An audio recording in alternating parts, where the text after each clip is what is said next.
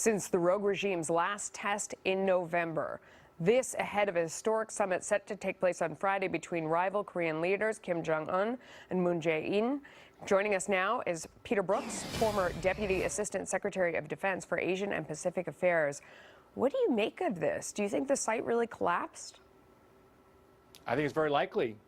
You know, our understanding is, Melissa, is that all 6 nuclear tests have taken place inside of that mountain at Pyongyang-ri.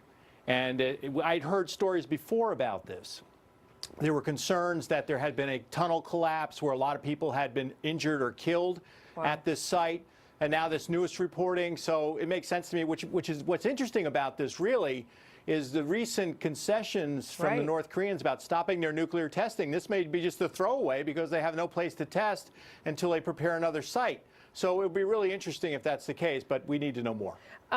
Do we know for sure that this was the only place that they could do it? Well, my understanding is, you know, I'm outside of government now, and my understanding is that all 6 tests that they've conducted have been conducted at this site. And there has been a lot of concern from seismologists and others about what would happen because you're blowing this incredibly powerful weapon below the surface of the Earth, and it creates caverns and seismological events and other things well beyond my knowledge that people were concerned about, the fact that the mountain might collapse and what that might mean. So I understand they've all taken place there. Wow, talk about destroying the planet. Now North and South Korea having this first historic meeting, you know, in over 10 years. What do you expect from that? What are you looking for? Right.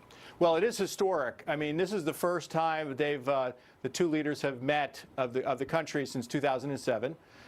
This is the first time that a North Korean leader has been in South Korea. This is going to take place, my understanding, on the southern side of the demilitarized zone, which is obviously a misnomer. It's the most militarized line of division in the world.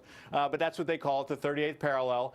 So this will be historic. And I think, you know, for the North Korea, this is going to be an historic event for them. I mean, they're going to play this to the folks at home.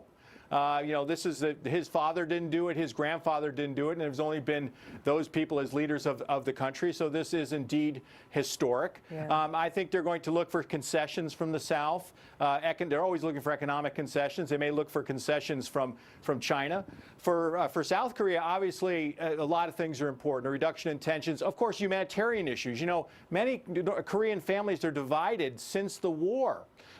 Some live in the north and some live in the south. So the opportunities for visitations, for getting families back together, especially as they get older, is critically important. And that would be something they'll be looking at. They're also talking about a peace treaty. You know, this is just an armistice.